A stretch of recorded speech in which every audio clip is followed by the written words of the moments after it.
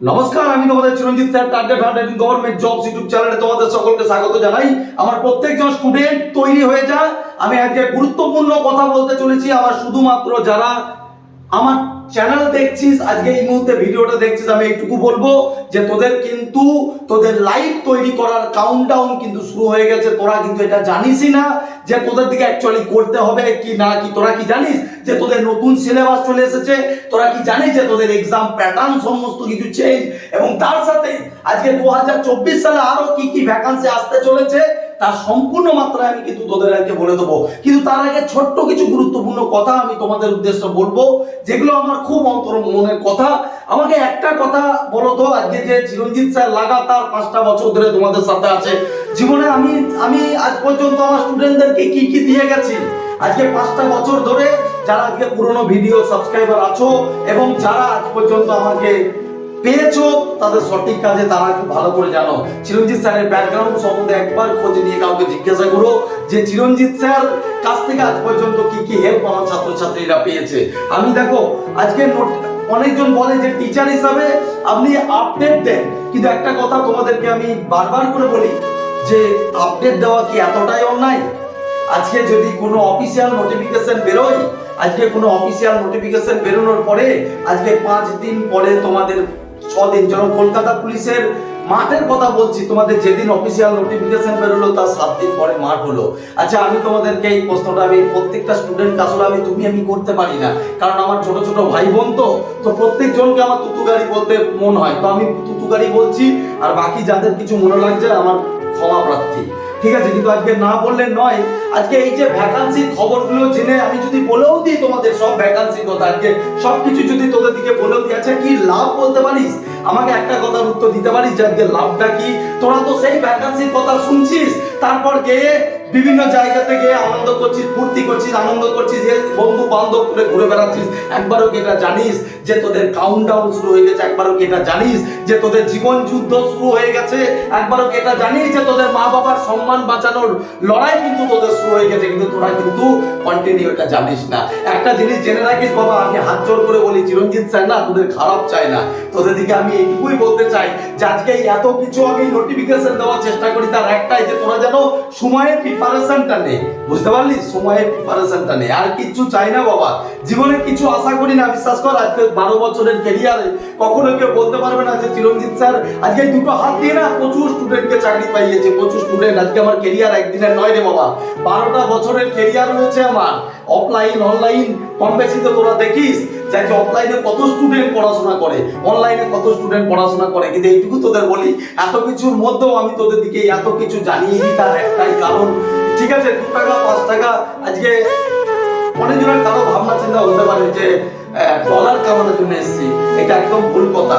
আমি কিছু তোমাদেরকে জানতে পারলে আমি থাকতে পারি না, বুঝতে পারছি? এটাই আমার অন্যায়। আজকে আমাকে একটা কথা বলো তো, যে আজকে এই যে তোমরা বিভিন্ন জায়গায় এই যে এই নোটিফিকেশনের কথা, অনেকজন বলছে মাঠ হবে নাকি আগে এক্সামিনেশন হবে। আচ্ছা, আমি তোদের কাছে একটা কথা জিজ্ঞাসা করি যে তোরা যদি এখন থেকে মাঠ প্র্যাকটিস করিস, সেটা কি তোদের অন্যায়?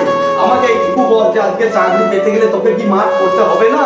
তাহলে আজকে কিসের এত কন্ট্রোভার্সি, আগে মাঠ হবে না আগে এক্সাম হবে? আর যারা যারা বলে এগুলো মনে করে যে একটা কথা মিলে গেল, মানে কিসের এত দাদাগিরি যে আমি মিলে গেল? একটা কথা জেনে দেখো, পিআরবিটা নিজের ডিসিশনে চলে। আমরা শিক্ষক মানুষ, তো আমরা শুধুমাত্র তোমাকে সঠিক গাইডেন্সটা দেওয়ার চেষ্টা করি, সঠিক পথের দিকে চালানোর চেষ্টা করি। আর এইটুকু তোমাদেরকে বলি যে তোমাদের জীবন যুদ্ধটা লড়তে শেখো। এইসব কথাকে বাম পাশ ডান পাশ সরিয়ে রাখো। আমি বারবার করে বলছি একটা জিনিস জেনে রাখো, অ্যাটিটিউড होना चाहिए, तो ऐसा एटीट्यूड होना चाहिए যে तब तक तोड़ेंगे नहीं तब तक छोड़ेंगे नहीं। আর এইটুকু আজকে ভুলে গেছো তোমরা, দশরথ মাঝির গল্প আজকে ভুলে গেছো। আজকে তোমাদের মধ্যে সেই মানসিকতা নেই। আজকে না হলে এখনো পর্যন্ত তোমরা কাউন্টডাউন কিন্তু তোমাদের শুরু হয়ে গেছে, টিকটক অনেকক্ষণ আগে শুরু হয়ে গেছে। কিন্তু আমার স্টুডেন্টরা আজকে এখনো পর্যন্ত কিন্তু তাদের মধ্যে কোনো হেলদোল নেই, তাদের মধ্যে চাকরি করার প্রবণতা নেই, তাদের মধ্যে বাবা মার সম্মানটাকে রক্ষা করার কোনো প্রবণতা নেই। কিন্তু কেন জীবনটাকে এইভাবে চালাতে চাও, এইভাবে গোলামি হিসাবে চালাতে চাও? এই জীবন গোলাম হিসাবে যদি একটা জিনিস জেনে রেখো, আমাদের এই সমাজের বুকে আমরা কিন্তু গরিব হয়ে জন্মানোটা কোনো অন্যায় নয়, কিন্তু গরিব হয়ে মৃত্যুবরণ করা, সমাজের বুকে মাথা নত করে দেওয়াটা সব থেকে থেকে বড় অন্যায়। আমি এইটুকু বলবো, নিজেকে সেই জায়গাটা তৈরি কর। দশরথ মাঝির গল্প তোরা প্রত্যেকজন ভুলে গেছিস, তাও একবার মনে করিয়ে দিচ্ছি। 27টা বছর ধরে না একটা এত বড় পাহাড়কে ভেঙে তার মিডিলে ছেনি হাতুড়ি, দিস ইজ ইম্পসিবল। অনেকজন তাকে বলেছে পাগলা গায়িকা, এই সিনেমাটা দেখিস অনেকজন বলছে পাগলা গায়িকা, কিন্তু এক্স্যাক্টলি তাই। জীবনে যখন কোনো জিনিস করতে শুরু করবে না, তখন লোকে তোমাকে এইরকম ভাবেই বলবে যে তুমি পাগল হয়ে গেছো। তো জীবনে না সেই পাগলামোটা শুরু করো, নিজের পড়াশোনাটা নিয়ে শুরু করো। এরকম গসিপ করা বাদ দাও। এইটুকু জেনে রেখো বাবা, যে আজকে যাদের সাথে তুমি গসিপ করছো, যাদের সাথে আনন্দ করছো, যাদের সাথে ফুর্তি করছো, বিভিন্ন জন হয়তো গার্লফ্রেন্ড নিয়ে ঘুরে বেড়াচ্ছ, আমি একটা কথা বারবার করে বলছি যে আজকে সময় থাকতে সময়ের মর্ম বুঝে যাও। যদি সময় তোমাকে তোমার মর্ম বুঝিয়ে দেয়, তাহলে কিন্তু বুঝতে পারবে যে চিরঞ্জিত স্যার সেদিনকে বলেছিল, সেদিন না তোমার পাশে দাঁড়ানোর জন্য কেউ থাকবে না। একটা কথা জেনে রেখো, আমাদের খান স্যার একটা কথা খুব ভালো বলে যে বাবু तुम लड़का हो 10 साल बाद ये नहीं कोई नहीं पूछेगा कि तुम्हारा कितना गर्लफ्रेंड था, सब तुमको ये पूछेगा कि बाबू तुम कमाते कितना हो। এইটুকু তোদের দিকে বারবার করে বলছি, জীবনে হারানোটার কি আছে? তোদের জীবনে হারানোটার কি আছে আমাকে এইটুকু বলতে পারিস? কারণ কমেন্ট সেকশনে লিখে ক্ষমতা থাকলে যে স্যার এবছর আমার দেয়ালে পিঠ থেকে গেছে স্যার, হ্যাঁ কোই মাইকা লাল নেই যে আমাকে হারাতে পারবে। এই 12,000 সিট স্যার 3,500 সিট, তোদের মধ্যে মানসিকতা কিছু জনের এরকম হয়ে গেছে যে সিটের পরে সিট বেরিয়ে যাক, আমরা খালি দাঁড়িয়ে দাঁড়িয়ে দেখবো। হ্যাঁ, কিন্তু একটা জিনিস তোদেরকে বলি, চাকরি পাওয়ার জন্য না একটা ভ্যাকান্সি কাপি, নিজের মাইন্ডটাকে সেরকম ভাবে তৈরি করতে লাগ। আমি তোদের দিকে এইটুকু বলছি যে তোরা সুলতান মুভিটা একবার দেখে আসিস, ওখানে একটা কথা তুই খুব ভালোভাবে একটু শুনে দিই, কোডেড ল্যাঙ্গুয়েজ। আমি কেন কথাগুলো বলি তার মিনিং আছে। একটা জিনিস যে যখন তার গুরুদেব তাকে বলেছিল যে हम जानते हैं सुल्तान तू मर जाएगा पर छोड़ेगा नहीं, তো এক্স্যাক্টলি তাই যে আমরা শিক্ষক। তো আমি এইটুকু তোকে বলবো যে আমিও এদের মধ্যে কিছু কিছু স্টুডেন্টকে জানি যে তোরা মরে যাবি, কিন্তু তোদের জীবনের হাল ছাড়বি না। কিসের অত ভয় যে মাঠ করতে পারবো না, মাঠ আগে নাকি স্যার পরীক্ষা আগে, মাঠ আগে? আমি তোদের দিকে এইটুকু তোদের দিকে বলছি যে হোক এক্সাম আগে, কিন্তু মাঠ কাল থেকে প্র্যাকটিস কর। জীবনে চাকরি পেতে গেলে তোকে সবকিছু করতে হবে। ভুলে গেলি সেই সমস্ত দিনের কথা, সেই সমস্ত দিনের কথাগুলো তোরা ভুলে যেতে পারিস, ঠিক আছে? কিন্তু সমাজের লোক আজও বলেনি, দুদিন পরে যখন বেকারত্ব ধাপ্পাটা যখন পার্মানেন্ট ভাবে গায়ে লাগবে, তখন বুঝতে পারবি। আরে জীবনে বেঁচে থাকাটাকে এইটাই বলে যে যেখানে লোকের গোলামি করে চলবি, লোকের দুয়ারে মুনিশ খাটবি, বেসরকারি কোম্পানিতে কাজ করবি।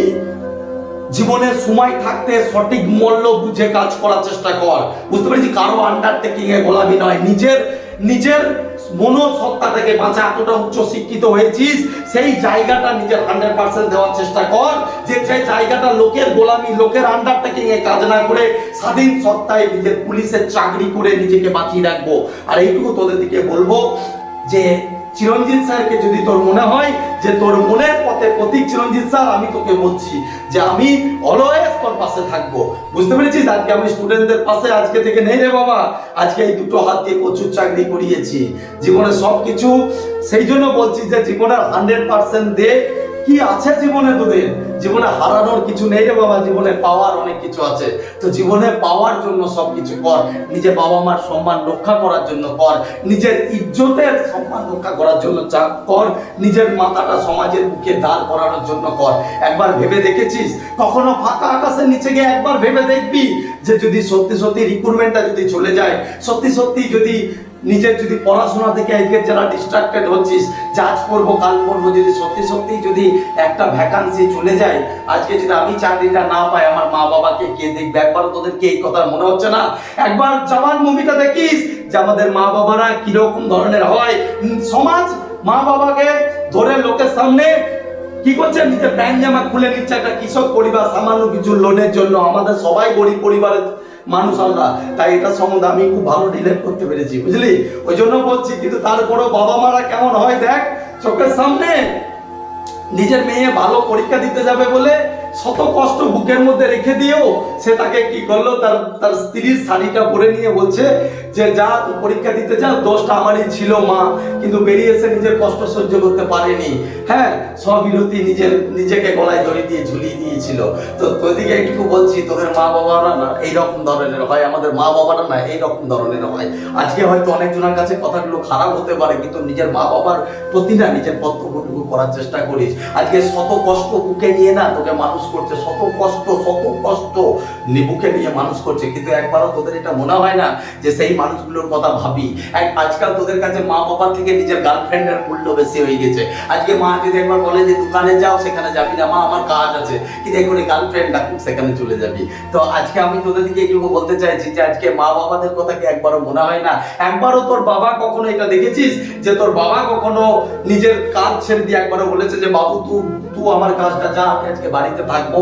তো কেন আজকে এতটা বড় হয়েছিস, কারো 26, কারো 27, কারো 28, কারো 24, কারো 22, যেদিন থেকে এই জীবনের স্রোতে ফিরে গেছিস, আমি এটুকু বলবো যে জীবনের লাগাতার যুদ্ধ করতেছে।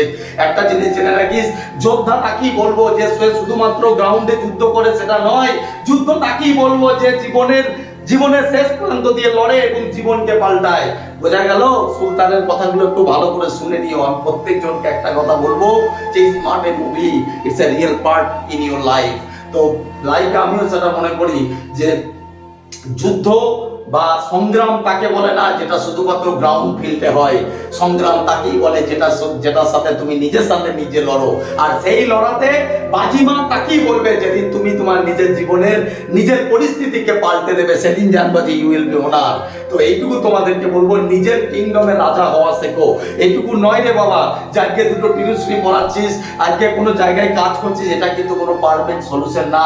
মা বাবারা এই জন্য কিন্তু তোদেরকে মানুষ করছে না। আমি হাত জোর করছি, আজকে আমার কথাগুলো যারা শুনছিস কাল থেকে নিজের প্রিপারেশন লেখা, ঠিক আছে? এইসব গসিপ বাদ দে, যে আজকে মাঠ হবে না মেন হবে। দেখ, চিরজীবন আমি তোদের দিকে যতটুকু পারবো আপডেট দিয়ে যাব। আজকে আমার যতটুকু সামর্থ্য, আমি আমার সর্বোচ্চ শিক্ষা দিয়ে আমি কিন্তু তোদেরকে মানুষ করার চেষ্টা করছি। আজকে তোরা অনেকজন ভাবছিস যে কেপিডব্লিউবিপি বেরোচ্ছে প্রস্তুতি নেবো। আজকে আমার কাছে কয়েক হাজার স্টুডেন্ট কিন্তু নতুন করে কেপির জন্য কিন্তু প্রস্তুতি শুরু করে দিয়েছে। তো একটা কথা আমি বলবো যে যদি মনে হয় যে চিরঞ্জিত স্যার তোদের জন্য বেস্ট হবে, তাহলে চিরঞ্জিত স্যারের এই যে তোদের জন্য কেবলমাত্র প্রত্যেকটা গরিব পরিবারের ঘরের ছাত্রছাত্রীদের জন্য মাত্র 499 আমি একটা কোর্স নিয়ে এসেছি। ঠিক আছে? এইটুকু তোদের দিকে বলবো, খেয়ে না খেয়ে যে অন্য কোনো জায়গায় পড়ছিস তাকেও বলবো, আর যে তোদের কোথাও পড়িসনি তাকেও বলবো। এইটুকু বলবো যে এই কোর্সটাতে একটু ঢুকে যা। এটা শুধুমাত্র কোর্স না, একবারই ভর্তি হবি, দ্বিতীয়বার ভর্তি হওয়া লাগবে না। শুধু 100 টাকা করে মাসিক মাইনে যতদিন না চাকরি পাবি দিবি। ঠিক আছে? সপ্তাহে 5 দিন ক্লাস করাবো গুগল মিটে, যেটা সহজলভ্য অ্যাপ। ক্লাসের পরে রেকর্ডিং ক্লাস পাবি, রাত্রি 9টা থেকে ক্লাস দিই, কারণ তোদের যাতে সমস্যা না হয়। তো সমস্ত কিছু তোরা জানিস। অবশ্যই ব্যাচটার নাম রাখা হয়েছে প্রলয় ব্যাচ। তো চেষ্টা করিস প্রত্যেকজন এই ব্যাচটা একটু অ্যাডমিশন নেওয়া। যে চিরঞ্জিত স্যার বলেছে যে তোর দায়িত্ব নেবে, আমি এইটুকু তোদের বলছি যে চিরঞ্জিত স্যার না পয়সার ভুকা নয় রে বাবা। যদি পয়সার ভুকা হতো তাহলে জীবনে অনেক কিছুই করে ফেলাতাম। আজকে না সেই আজ পর্যন্ত তোরা আমার 5 বছরের কেরিয়ার, আমার ইউটিউব চ্যানেলের আজকে 4 বছরের ভিডিও সমানে দেখে যা, দেখ 499 রয়েছে। চাইলে আমি কোর্স 1000, 1200, 1500, 1000 করতে পারতাম, হয়তো স্টুডেন্টও পেতাম। কিন্তু আমি চাই যে আমার প্রত্যেকটা স্টুডেন্ট যারা গরিব পরিবার থেকে তারা কিন্তু চাকরি পাক। তাই আমি এই সামান্য, কারণ শিক্ষককে তো মাইনে দিতে হয়, এবং 5 জন টিচার যারা টাইপ করছে, এইটুকু তোদেরকে বলবো যে তোদের যা করাবো যেমন করাবো যদি ধরে করতে পারিস, যদি আমার উপরে বিশ্বাস হয় তবেই আসিস, আদারওয়াইজ আসার কোনো দরকার নেই। কিন্তু একটা জিনিস বলবো, নিজের যুদ্ধ থেকে নিচে সরে যাস না। যদি চিরঞ্জিত স্যার খারাপ হয়, চিরঞ্জিত স্যারকে পড়ার কোনো দরকার নেই, কিন্তু নিজের যুদ্ধ থেকে সরে যাস না রে বাবা। নিজের জীবন যুদ্ধ থেকে সরে গেলে কিছু লাভ নেই, বুঝতে পারলি? তো চলো ডাইরেক্ট আজকে আরেকবার তোমাদের সামনে বলে দিচ্ছি যে কি কিন্তু এগুলোর কোনো লাভ নেই। তোরা তোদের লক্ষ্য পেয়ে গেছিস, তারপরেও বলছি যে আপকামিং কি সুবিধা তোরা পেতে চলেছিস, আর সেইগুলো প্রত্যেকটা কিন্তু আমি অলরেডি এইটার মাধ্যমে কিন্তু পড়ানোর চেষ্টা করছি। বোঝা গেল? যারা এসআই পড়ছিস তাদের জন্য একটু বেশি লাগে, মানে 899 লাগে, কিন্তু এসআই যারা পড়ছিস তাদের একটা জিনিস ভাব, ইউই প্লাস ডেসক্রিপটিভ দুটোই, তার সাথে ডাব্লিউবিপি কনস্টেবল এবং যেগুলো বেরোবে সব কিছু এর মধ্যে করতে পারবি, শুধু মাসিক মাইনে ওই 100। তুই একবারই এটা দিবি এটা, তো যে যেটাই পারবি একবার প্রলয় ব্যাচটাতে অ্যাডমিশন নিবি। স্যার একটা কথা, চলো কি কি বেরোবে স্যার তোদেরকে পরিষ্কার করে বলে দিচ্ছি, যে এসআই এর জন্য এতটা পর্যন্ত তো কনফার্ম হয়ে আছে মার্চ, তারপরে ভোটের পরে তোমাদের বেরোচ্ছে কেপি 600 এসআই, এটাও কিন্তু তোমাদের ভোটের পরেই বেরোবে। এক্সাইজ বিভাগে এএসআই এসআই, এটাও কিন্তু তোমাদের বেরোতে চলেছে। আমি আবারও বলছি এটাও কিন্তু তোমাদের বেরোতে চলেছে, এটা পেন্ডিং হয়ে আছে, এটা কোনো একটা সংস্থার জন্য বেরোচ্ছে না, মানে এতদিন প্রকাশ হয়ে যেত, এরকম হয়েছে কোনো ডিপার্টমেন্টাল পোস্ট থেকে নিয়ে নিয়েছে, এরকম বিষয় না, এই বিষয়টা বেরোবে একটু দাঁড়া, ভোটটা যাক। তারপর তোদের দিকে আমি কি বললাম, প্রথমে যে আশা কেন দিই, তার একটাই কারণ যাতে তোদের এইগুলোর জন্য প্রিপারেশনটা ঠিকঠাক ভাবে নিস। তোদের আর একটা যারা সকলের স্বপ্ন এক্সাইজ কনস্টেবল আসছে লাগভাগ 3000-এর গায়ে, এটাও কিন্তু তোদের এই বছরের লাস্টের দিকে পেয়ে যাবে। তো তোদের দিকে এই এতগুলো ভ্যাকান্সি কিন্তু তোদের আসছে, তারপরও 2-4টে ভ্যাকান্সি এদিক ওদিক আসছে, কিন্তু আপাতত এইগুলো কিন্তু একদম ছেড়ে কনফার্ম হয়ে আছে। তাই কিন্তু প্রত্যেকটা কিন্তু আমি তোমাদের সামনে তুলে ধরার চেষ্টা করছি যে এগুলো কিন্তু আসছে, তো প্রিপারেশন না নিলে কিন্তু পাবে না। আজকে তোমরা জানো যে যেভাবে এক্সাম প্যাটার্ন দিনের পর দিন, যেভাবে এক্সাম প্যাটার্ন কিন্তু চেঞ্জ হচ্ছে, যেভাবে সময়ের সাপেক্ষে এক্সাম প্যাটার্নের সাথে সাথে কম্পিটিশন বাড়ছে, সেইভাবে আজকেও এই যে বলছে যে আগে মাঠের জায়গায় আগে পরীক্ষা হবে, একটাই পরীক্ষা হবে, তুমি কি জানো যে এগুলো কতটা খারাপ? আজকে দেখে কারো মনে হতে পারে যে স্যার এটা একদম ঠিক কথা, কিন্তু জানো যে WBCS এর যারা স্টুডেন্ট বা আদার যারা আছে তাদের চাকরি করার অধিকার নেই, সেটাই বলছি না, কিন্তু আজকে যারা WBP যারা কেবলই অল্প স্বল্প করে যারা পড়ছো, যারা ভাবছো যে এখনো পর্যন্ত অনেক স্টুডেন্ট রয়েছে যারা এখনো ঠিকঠাক ভাবে অঙ্ক ঠিকঠাক ভাবে এখনো প্র্যাকটিস করছো না, খেলাতে নিজের জীবনটা নষ্ট করছো, আমি এটাই বলতে চাইছি যে তোমাদের কম্পিটিশন লেভেল সম্বন্ধে তোমার কি আইডিয়া আছে? যে আজকে যখন একটা লেভেলের স্টুডেন্ট তোমার সঙ্গে কম্পিটিশন করবে, মাঠে পারেন না পারো কিন্তু কাট অফটা তো বাড়িয়ে দিয়ে যাবে। আমি কি ভুল বলছি কথাগুলো? তো সেই জন্য বলছি যে বাবা নিজের প্রিপারেশনটা নে, একটাই পরীক্ষা হবে আর একটা পরীক্ষাতে কিন্তু তোকে বাজিমাত করতে হবে, ঠিক আছে? তো চলো আজকে ডাইরেক্ট বলে দিই যে কোনটার কত নম্বর আসতে চলেছে একটুখানি, আর একটু বারবার করে বলছি নিজের এই এতগুলো পোস্ট যখন সামনে আসতে চলেছে, নিজের প্রিপারেশনটা কিন্তু ঠিকঠাক ভাবে নেওয়া শুরু করো, না হলে কিন্তু জীবন যুদ্ধে হেরে যাবে। 2024 চলে যাবে, 2025-এ প্রচুর ছাত্রছাত্রী জয়েন করবে, আজকে নিজের যে বন্ধু বান্ধব তারাও কিন্তু চাকরি পেয়ে দেখবা তোমাকে মিষ্টি খাওয়াতে আসবে, কিন্তু তোমার মুখে সেই মিষ্টিটা কি আদৌ খাওয়ার মতো পরিস্থিতিতে তুমি থাকবে? আমি এইটুকু তোমার কাছে প্রশ্ন রাখলাম, ঠিক আছে? আর একটা কথা, আজকে আমি সিলেবাসটা বলে দেবো, ঠিক আছে? গুরুত্বপূর্ণ তো আরো কিছু গুরুত্বপূর্ণ তথ্য রয়েছে যেগুলো আমি তোমাদেরকে বলে দেবো, কিন্তু তার আগে এক্সাম সিলেবাস আর স্ট্র্যাটেজিটা আমি একটু বলি। হ্যাঁ, আমি একা একা ভিডিও বানাচ্ছি তো পজ করে করেই করতে হচ্ছে। হ্যাঁ, তার আগে একটা ছোট্ট কথা তোমাদেরকে বলি, যে কলকাতা পুলিশের প্রিপারেশন তোমরা নিচ্ছ, একবার তোমাদেরকে ছোট্ট করে দেখায় যে সেই কলকাতা পুলিশে আজ পর্যন্ত তোমাদের পশ্চিমবঙ্গের বুকে চিরঞ্জিত স্যারের কাছ থেকে যারা টপার রেজাল্ট করেছে তারা কত নাম্বার পেয়েছে, আজকে পশ্চিমবঙ্গে কিন্তু তারা র্যাঙ্ক করেছে। তো চিরঞ্জিত স্যারের স্টুডেন্ট হয়েছো তুমি অফলাইনেই পড়ো চাই অনলাইনেই পড়ো, তুমি আমার স্টুডেন্ট মানে তোমাকে কিন্তু জীবন যুদ্ধতে কিন্তু জয় হতেই হবে। আর এইটুকু তোমাদেরকে বলবো যে আজকে আমার স্টুডেন্টরা কত নাম্বার অনেকে ভাবতেই পারে না, আজকে তুমি নিজের চোখে দেখে নাও যে চিরঞ্জিত স্যারের স্টুডেন্টরা কত নাম্বার পেয়েছে। এইটুকু তোমাদেরকে বলবো যে এর পরবর্তী নাম্বার আমি তোমারটাও এরকম দেখাতে যেন পারি, সেইভাবে প্রিপারেশন করো। আর সেইভাবে তোমাদেরকে সংঘর্ষ ব্যাচ বলো, শিবাজি ব্যাচ বলো, দ্রোণাচার্য ব্যাচ, আমার যতগুলো ব্যাচ রয়েছে, নেপোলিয়ান, সমস্ত ব্যাচকে আমি সেইভাবে খাঞ্জার তৈরি করছি। তো একবার দেখে নাও যে কত নাম্বার পেয়েছে অলরেডি।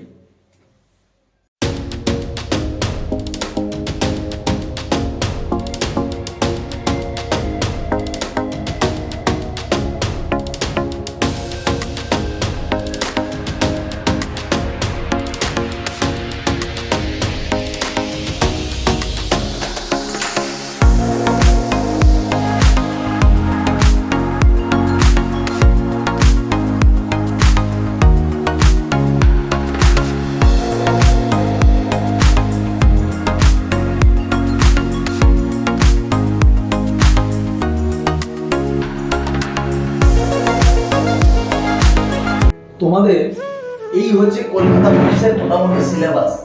এবার কথাটা হচ্ছে যে সবাই বলবে যে স্যার এই সিলেবাসটা কম বেশি আমরা প্রত্যেকেই জানি, কিন্তু তোমরা কি জানো যে এখন বর্তমান যে ট্রেন্ডিং চলছে মানে অ্যাকচুয়ালি কোন দিকে ডাব্লিউবিপি নিজেকে নিয়ে যাচ্ছে, অ্যাকচুয়ালি কোন, দেখো আমরা টিচার তো আমরা এগুলো বুঝতে পারি, তো তোমাদেরকে এই অ্যানালাইসিসটাই কিন্তু আমি আজকে করে দেবো। আর সব থেকে গুরুত্বপূর্ণ, বুঝতে পেরেছো? ভালো লাগলে একটা লাইক কিন্তু প্রত্যেকজনের কাছে আমি আশা করব, এবং আমি আমার ব্যাচের স্টুডেন্টদেরকে বলবো যে তোদেরকে কিন্তু আমি এই লেভেলে, সেটা যারা নতুন ভর্তি হচ্ছিস বা যারা পুরনো ভর্তি হচ্ছিস, সেই সিলেবাস অনুযায়ী কিন্তু আমি কভার তোদের করিয়ে দেবো, চিন্তা নাই। দেখো জিকে এর মধ্যে এখন যে বর্তমান যে কারেন্ট অ্যাফেয়ার্স আসছে বা আপকামিং যে সিলেবাস অনুযায়ী কারেন্ট অ্যাফেয়ার্স আসবে, সেখানে তোমাদের কারেন্ট অ্যাফেয়ার্স 5+ আসার একটা কিন্তু সম্ভাবনা রয়েছে, বোঝা গেল? তো কারেন্ট অ্যাফেয়ার্স এর কিন্তু এবার থেকে তোমাদের যারা ব্যাচে করো, দেখো আমি ব্যাচে তো আমি বাইরে সবাইকে দিতে পারি না, তো তোমাদেরকে আমি দেখো কারেন্ট অ্যাফেয়ার্স এর জন্য প্রত্যেকদিন 30টা করে প্রশ্ন পড়ার কোনো দরকার নাই। আমি তোমাদের যে মাসের শেষে যে গুছিয়ে দেবো সেইগুলো ভালো করে পড়ো। মাসের শেষে হয়তো আমি 40টা কি 30টা প্রশ্ন দিলাম, তো সেই কটা থেকে ডাব্লিউবিপি যে খুব ডিটেলসে দেয় এরকম বিষয় না, ঠিক আছে? জিকে থেকে তোমাদেরকে বলি মোটামুটি তোমাদের 35 35 ওটা 5 নম্বর, 5 থেকে 6টা, এখানে তুমি বলতে পারো 34+, মানে এরকম একটা আসতে পারে 34 থেকে 35টা কিন্তু তোমাদের কিন্তু দেবে। তো স্যার এখানে প্লাস কেন? কারণ এখানে যদি 35, চলো স্যার 35ই করে দেন আর এখানে 5 করে দেন, বুঝতে পেরেছো? এরকম একটা কিন্তু তোমাদের আপকামিং যে মানে যে পরীক্ষা যেগুলো হবে প্রিলিতে তোমরা দেখতে পাবে, কিন্তু তোমাদের কিন্তু এইরকম ভাবে কিন্তু কারেন্ট অ্যাফেয়ার্স কিন্তু প্রায় 4-5টা থাকবে, মিলিয়ে দেখো। সেটা এটা শুধু নয়, সেটা আপকামিং যে ডাব্লিউবিপি যেটা বেরোচ্ছে সেটারও কিন্তু এক্সাম প্যাটার্ন তোমরা তো জানো একটাই কিন্তু ইয়ে হবে, কি বলে, তো কারেন্ট অ্যাফেয়ার্স কিন্তু সেখানেও কিন্তু বেশি আসার কিন্তু আমরা সম্ভাবনা রয়েছে। ম্যাথে তোমরা দেখো 30 নাম্বার রয়েছে, জিআই 30 নাম্বার রয়েছে। ম্যাথ জিকের মধ্যে তোমাকে কোন কোনগুলোর উপরে জোর দিতে হবে একটু তোমাকে বলছি। দেখো তোমাদের স্ট্যাটিক জিকে আছে না, যে স্ট্যাটিক পোরশনটা রয়েছে, স্ট্যাটিক পোরশনটার উপরে কিন্তু জোর সব থেকে বেশি দেবে। যত দিন যাচ্ছে স্ট্যাটিক পোরশনের উপর 8 থেকে 10টা প্রশ্ন কিন্তু তোমাদের কিন্তু শুধু স্ট্যাটিক পোরশন থেকে আসছে। 2 নম্বর কিসে থেকে বেশি আসছে? হিস্ট্রি পার্ট থেকে। এখান থেকেও কমসে কম তোমাদের প্রায় 6 থেকে 7টা প্রশ্ন কিন্তু তোমাদের এই অংশ থেকেও কিন্তু তোমরা পাচ্ছ। তারপরে তোমাদের যেটা আছে কি হিস্ট্রি, জিওগ্রাফি থেকেও কমসে কম তোমাদের 5+ প্রশ্ন কিন্তু তোমরা পরীক্ষা হলে কিন্তু দেখতে পাবে, ঠিক আছে?